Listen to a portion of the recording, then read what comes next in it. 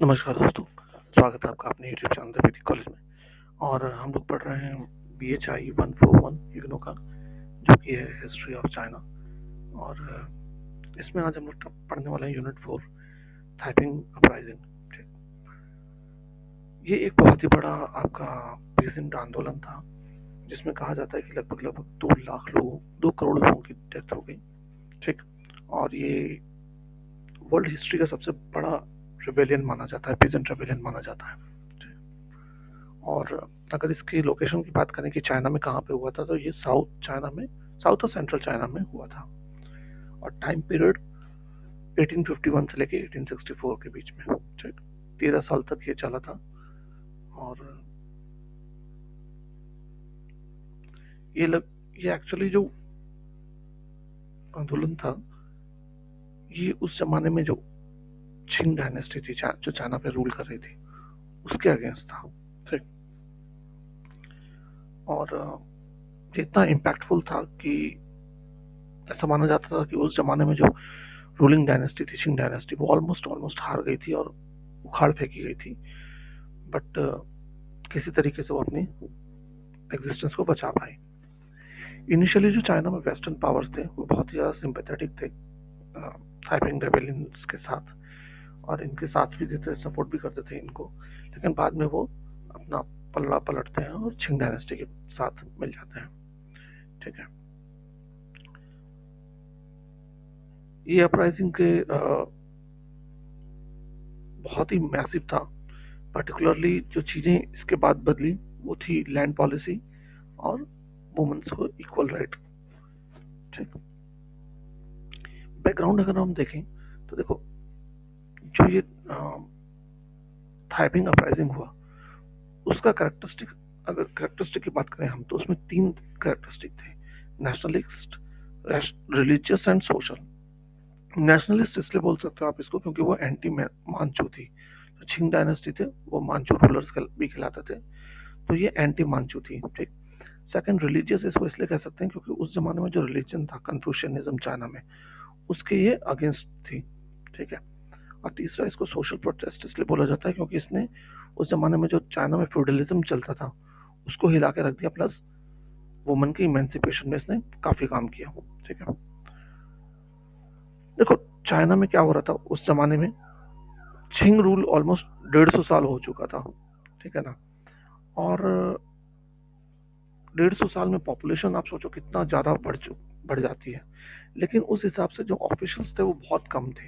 ठीक, और उसके वजह से करप्शन वगैरह बहुत ज़्यादा था, बहुत हाईली करप्शन था एडमिनिस्ट्रेशन में।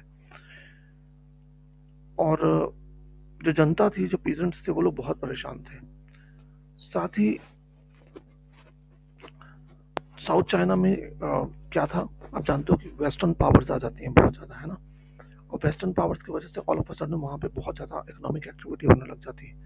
अब किसी एरिया में अगर ज़्यादा इकोनॉमिक एक्टिविटी होगी तो ऑब्वियस सी बात है, दूसरे एरिया से लोग खिंच के आएंगे उस एरिया में। वही हुआ साउथ चाइना की तरफ, नॉर्थ के लोग खिंच के आने लग गए, सेंट्रल चाइना के लोग खिंच के आने लग गए। तो यहाँ पे एथनिक क्लैशेस होने लग गए।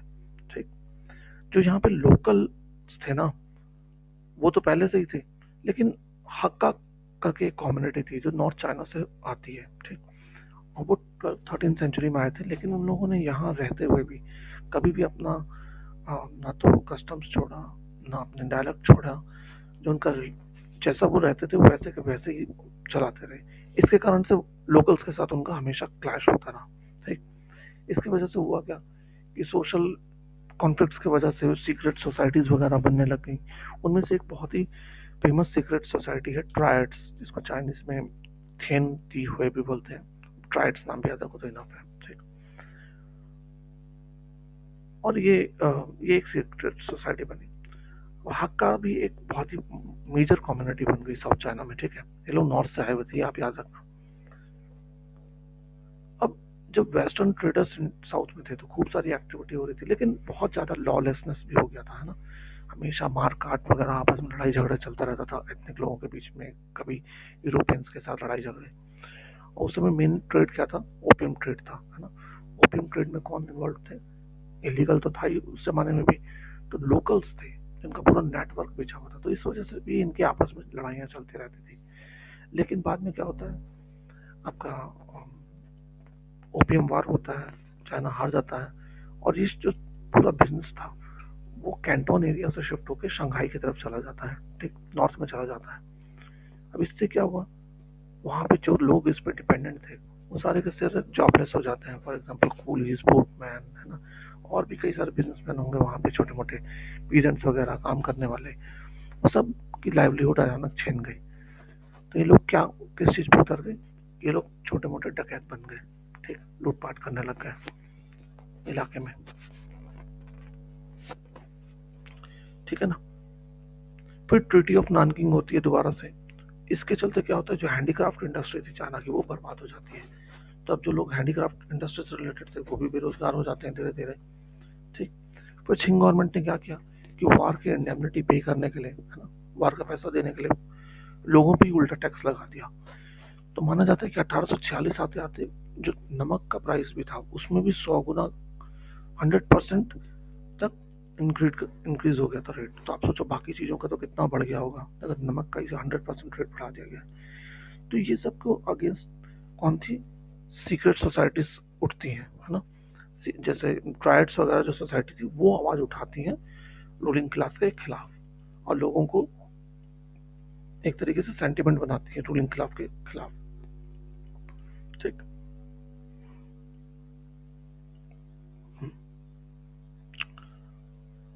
तो ये कुछ वो लोग कैसे करते थे, लोगों को में किस तरीके से ये भावना उठाते थे। उस जमाने में क्या था, नॉर्मली लोग कविताएं लिखते थे, है ना, और गा के सुनाते थे सॉन्ग्स वगैरह। जैसे इंडिया में आपने देखा कि जब हम अंग्रेजों के खिलाफ लड़ रहे थे तो इंडिया में भी ऐसे ही होता था, पोएम्स लिखी जाती थी, है ना, गाने गाए जाते थे देशभक्ति के। उसी तरीके से उन लोगों ने भी लोगों को जागरूक किया, ठीक, जो प्रिवेलिंग रूलिंग क्लास थी उसके खिलाफ में, ठीक है ना। अब होंग शियो छुएन करके एक बंदा है, आपको होंग नाम याद रखना है, ठीक है। होंग अगर पूरा नाम नहीं भी याद रहे तो होंग नाम याद रखिए। And the God worshipper society.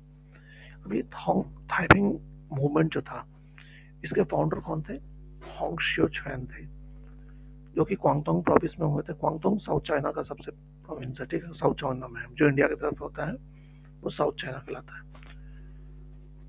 अब ये पहले तो एक टीचर थे, लेकिन वो चाहते थे कि वो ब्यूरोक्रेट बने, ठीक। इसके लिए उन्होंने वहाँ का एग्ज़ाम दिया, जैसे इंडिया में आईएएस का एग्ज़ाम होता है वैसे वहाँ हमेशा से एग्ज़ाम होता रहता था ब्यूरोक्रेट बनने के लिए। तो 15 साल के पीरियड में उन्होंने 4 बार एग्ज़ाम दिया और वो हर बार देके फेल हो गए। जब फेल हो गए तो उनके मन में एंटी गवर्नमेंट के, एंटी स्टैब्लिशमेंट की फीलिंग हो गई, है ना।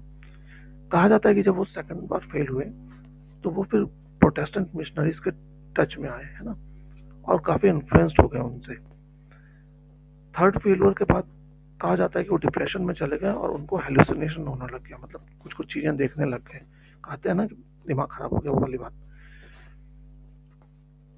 अब उनको ऐसा लगने लग गया कि भाई मैं तो चूजन वन हूँ, भगवान का बेटा हूँ, सन ऑफ गॉड हूँ, और जीसस क्राइस्ट का यंगर ब्रदर हूँ, और भगवान ने मुझे भेजा ही अपने वर्ड को फैलाने के लिए है और मैनकाइंड को बचाने के लिए।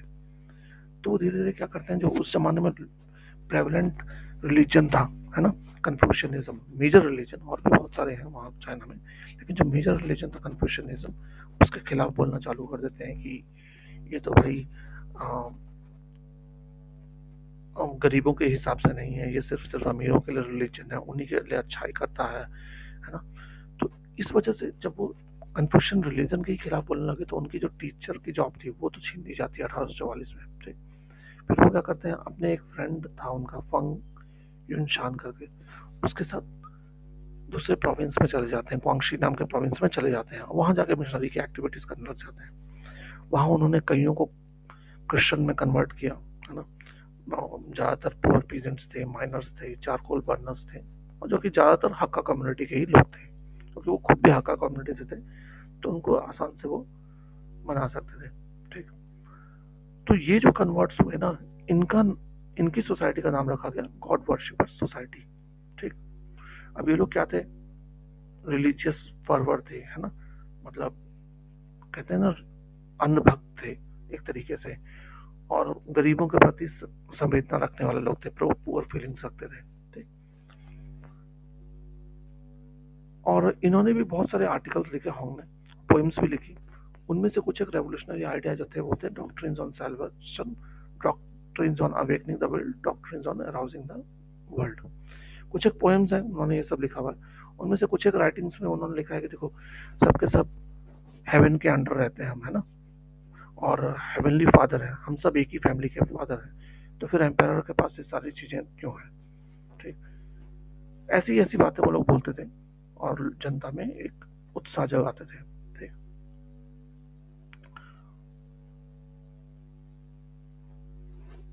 अब ये कहना मुश्किल है कि गॉड वर्शिपर सोसाइटी कब रिलीजियस सेक्ट से बदल करके एक चैलेंजिंग अथॉरिटी बन गई छिंग डायनेस्टी के खिलाफ। बट हाँ, अगर धीरे धीरे उन पे नजर किया देखा जाए तो ये जो गॉड वर्शिपर सोसाइटी थी पूरे एरिया में फैली हुई थी, क्वांगशी एरिया में, है ना। तो उन्होंने क्या चालू कर दिया, मिलिटराइजेशन करने लग गया अपना, अपने आप को बचाने के लिए वो धीरे धीरे मिलिट्री जैसा ऑर्गेनाइजेशन बनाने लग जाते हैं। ठीक, और जुलाई 1850 आते आते वो काफ़ी अच्छे लेवल पे पहुंच जाते हैं और होंग ने एक ऐलान किया कि सारी ब्रांचेस को कि अपना सारा का सारा जो आपके पास है ना, अब ऑफिस से बात है, डोनेशन वगैरह से पैसा आते थे, लोग भी आते थे, तो उसने कहा आप सब हेडक्वार्टर आ जाओ जो कि चिंथियन करके जगह पे थी चाइना के, और एक सिंगल कैंप बनाते हैं बड़ा सा। ऑब्वियसली बात है जब इतना बड़ा कोई ऑर्गेनाइजेशन बनाएगा, मिलिट्री ऑर्गेनाइजेशन रख रहा है, तो राजा के पास तक खबर तो पहुंचेगी, है ना। अब चक्कर ये था कि ये लोग साउथ चाइना में थे और राजा कहाँ रहता था, नॉर्थ चाइना में, जहाँ कैपिटल है बेजिंग, वहाँ रहता था। पेकिंग आप बोल सकते हो या बीजिंग स्टैंडर्ड नेम है, वहाँ रहता था। अब वहाँ से कंट्रोल करना मुश्किल था थोड़ा सा, लेकिन आर्मी स्टेशन तो थी साउथ चाइना में भी उनकी, तो उन्होंने उनको ऑर्डर दिया होगा भाई कि हाँ भाई इनको कंट्रोल करो। तो क्लैशेस होते हैं आर्मी, गॉड वर्शिपर्स की आर्मी में और इंपीरियल ट्रूप्स के बीच में।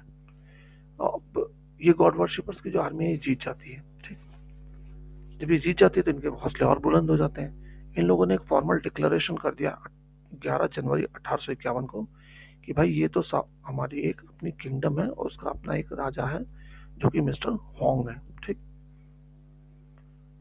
अब जब ये डिक्लेरेशन हो गया, अपने आप को एक कंट्री बनाने लग गया, अपने आप को अलग राजा बनाने लगे, तो ऑब्वियस सी बात है अब कन्फ्लिक्ट तो होना ही था इनका जो एग्जिस्टिंग डायनेस्टी थी उसके साथ, है ना।